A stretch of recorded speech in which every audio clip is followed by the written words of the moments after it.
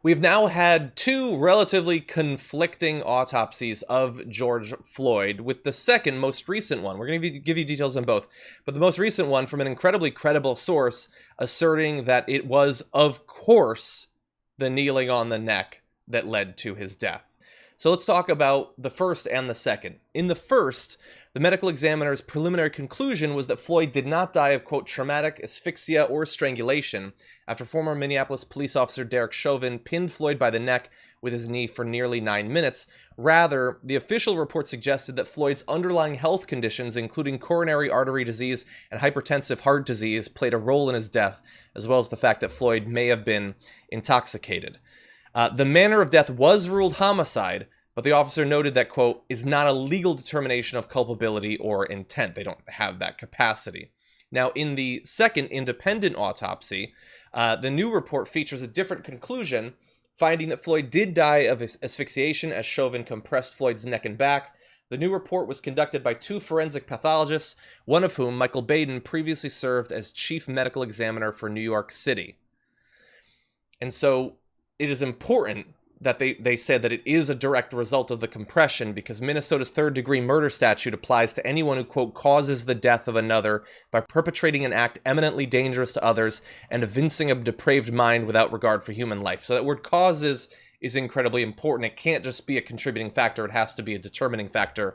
And this second autopsy is saying that it was obviously the determining factor. It wasn't a coincidence that he happened to die while a guy had his knee on his neck for 9 minutes.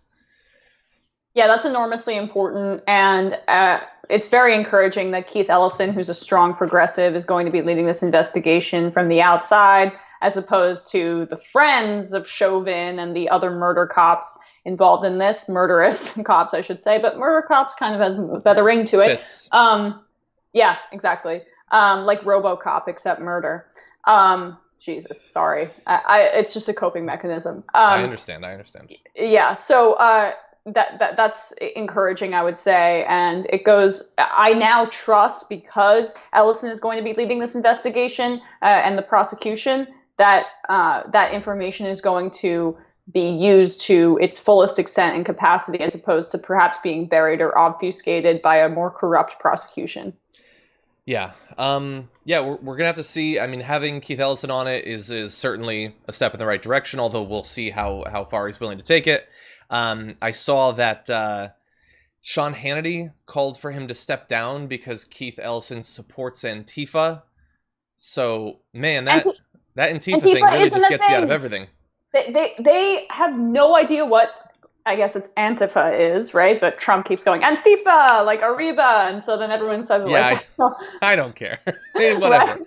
It's not, there's no organizational structure. It cannot be a terrorist group, because it's not a group in the first place. So many things wrong with this just complete propaganda machine that they're trying to put out there about a group that, a group that's not a group, that also hasn't killed anybody. And right-wing terrorism is the leading cause of, Exactly. is the leading death-causing terrorism in the United States. Yeah, and we're going to have more on that in just a moment.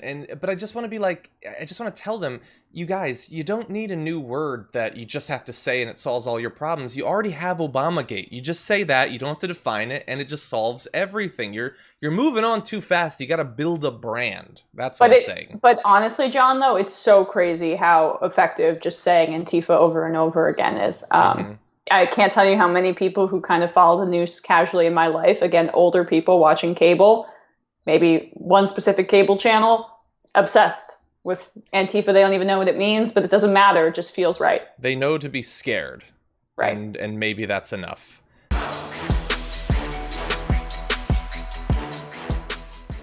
Check out the Damage Report podcast each day, wherever you get your podcasts, whether Pocket Casts or Stitcher or iTunes.